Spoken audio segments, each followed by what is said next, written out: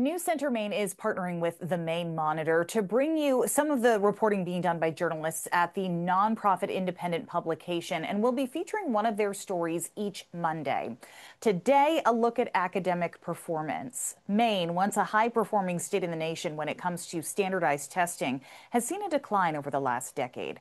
Results from National Assessment of Educational Progress, often referred to as the nation's report card, revealed earlier this year that Maine fourth graders rank in the bottom 15 states on standardized test performance in math and reading, and eighth graders have fallen to at or below average performance. A Maine-Monitor analysis of this data found that vulnerable students are sinking to the bottom even faster. Here to talk more about that is Christian Moravec. The Maine-Monitor actually published her story and analysis of the data over the weekend. And Christian, you're an education reporter with the Maine-Monitor. Thanks for joining us. Thank you for having me. Of course, let's start with this data. What does the data actually show? Yeah, so I took a look at Nations Report Card data, also known as the NAEP test, to kind of understand why Maine students overall have been falling even before the pandemic losses kind of occurred in learning. And I looked at fourth and eighth grade students and how they were performing in math and reading, and what I found was that students with disabilities or students who come from low-income households are sinking to the bottom the fastest. And that decline has happened over time, like I said, even before the pandemic ha occurred, which is where a lot of schools across the country saw learning losses. But seeing these losses in these two specific groups is pretty significant.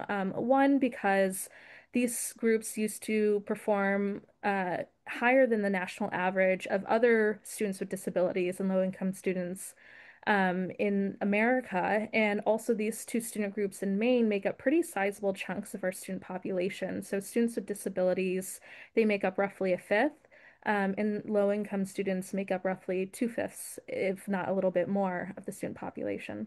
Do we know what the underlying issue is?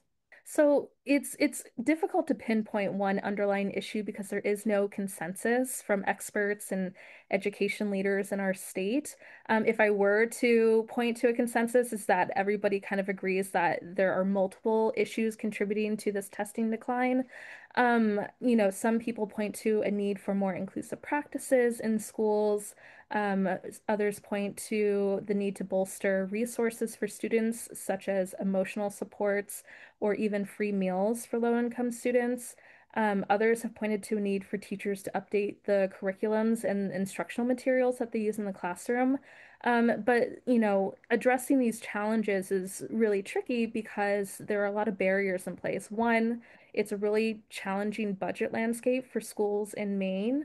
And also, there aren't a whole lot of accountability measures that we have in place. Maine is a local control state. That means that the state can't mandate that schools use specific practices or specific curricula in the classroom. And there isn't also a whole lot of federal accountability either. We did have the No Child Left Behind Act for a while. That was replaced in the 2010s, and it did have some accountability measures in place, excuse me, specifically for schools to kind of close that gap in performance for marginalized students, like students with disabilities and low-income students.